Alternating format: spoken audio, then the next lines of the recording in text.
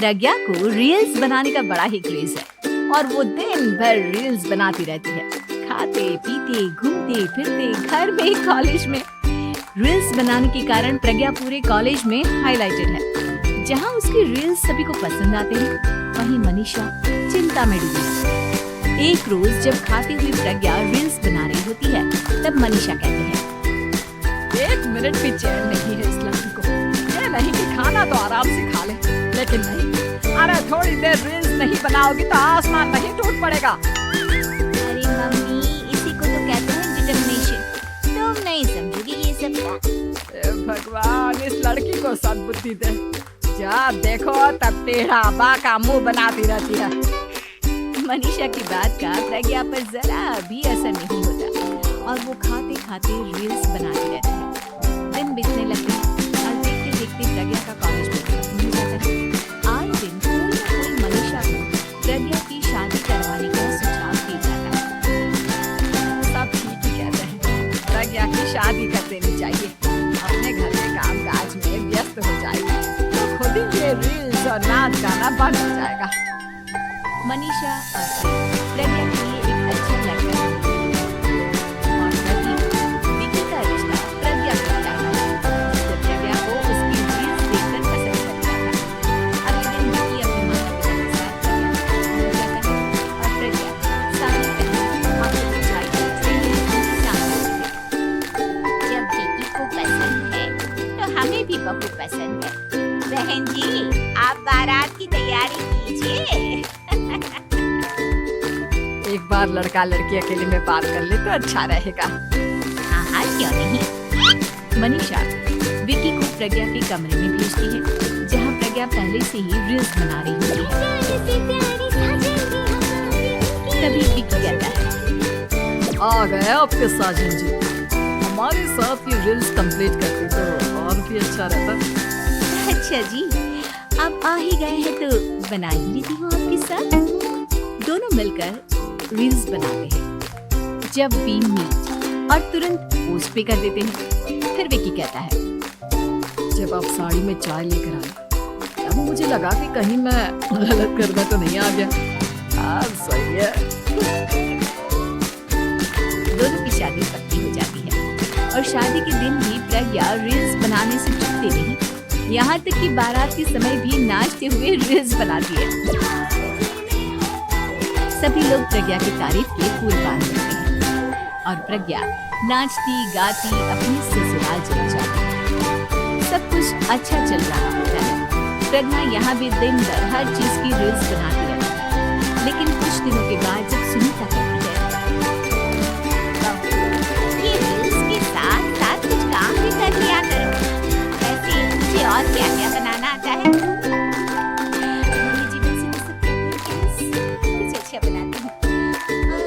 लेकिन मुझे लगता है कि मैगी अच्छा बना लेती हूँ। हाँ, अकाउंट भी अच्छा बना लेती हूँ और यूं तो सबसे अच्छा बना लेती हूँ। अच्छा। सुनीता अपना माथा पकड़ लेती है और कहती है, बहू कुछ खाना बनाना भी सीख लेती। मम्मी जी, मैं लंबी प्लानिंग कर रही हूँ।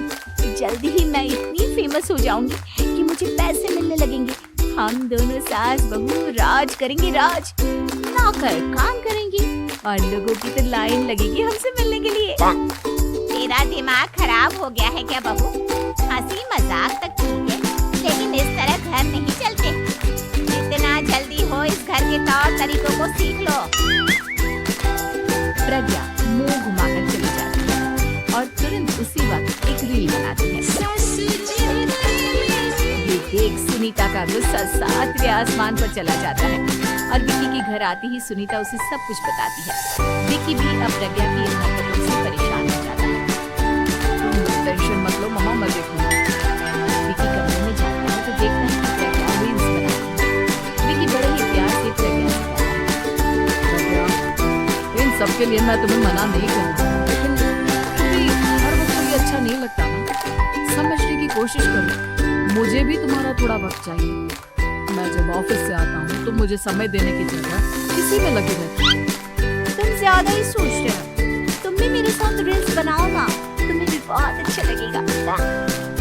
तुम्हें इज्जत से कोई बात समझ में नहीं आती क्या? दिमाग खराब हो गया है तुम्हारा इस चकाचौंध से। अगर तुमने अपना रवैया नहीं बदला तो मैं तुमसे दूर चला जाऊंगा। ये रिश्ता लेकर आए थे, मुझे लड़कों की कमी नहीं थी और ना आज है। विकी दरवाजा पटक कर चला जाता है। धीरे धीरे विकी प्रज्ञा से दूर होता जाता है। एक रोज मनीषा प्रज्ञा के ससुराल उससे मिलने जाती है। तब सुनीता उससे कहती है, बहन जी अब आई हैं तो कुछ दिन यहाँ रहकर जाइएगा, आप ही का घर है। हाँ मम्मी, बहुत दिन हो गए तुम्हारे साथ एक भी रील नहीं बनाई मैंने। प्रज्ञा तुरंत अपने फोन में रील्स ऑन करती है। ये सब मुझसे नहीं उठा। तेरा ये भूत अभी तक नहीं उतरा क्या? बहन जी आप कुछ कहती नहीं क्या इसे? जब आप ही कुछ नहीं कर पाए तो मैं कर ही क्या सकती हूँ? सास तो वैसे ही बदनाम है।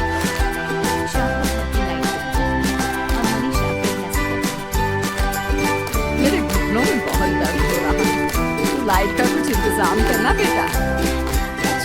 कैंडल जला देती हूँ मम्मा।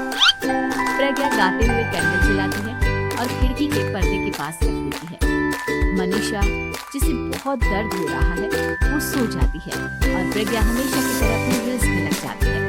उधर कैंडल की वजह से पर्दा आग पकड़ लेता है और मनीषा के कमरे में आग लग जाती है।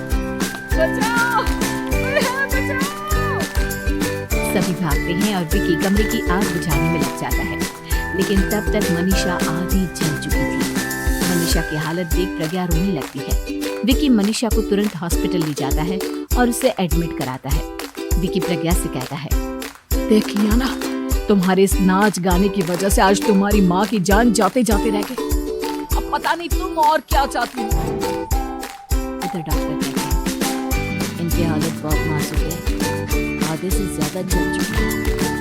प्रज्ञा रोती हुई मंदिर में जाती है और भगवान के आगे जाकर कहती है, भगवान मेरी माँ को ठीक कर दो, मैं कसम खाती हूँ हाथ से ये रील्स बनाना छोड़ दूंगी, बस मुझे मेरी माँ वापस मिल जाए। 2 दिन बीत जाते हैं और मनीषा खतरे से बाहर आ जाती है। पेशेंट अब ठीक है, आप लोग उनसे मिल सकते हैं। सबको मनीषा से मिलता है और प्रज्ञा सबके सामने अपना फोन तोड़ देती है। मुझे माफ कर दो मम्मा, मैंने तुम लोगों की बातों को नजरअंदाज किया। बेटा कोई भी चीज जरूरत से ज्यादा खराब है। मैंने तुम्हें रील्स बनाने से कभी मना नहीं किया, लेकिन हर वक्त एक ही चीज तो सही नहीं है। मैं समझ गई हूँ मम्मा, I'm sorry। प्रज्ञा उस दिन से रील्स बनाना छोड़ देती है और पूरी तरह से अपने घर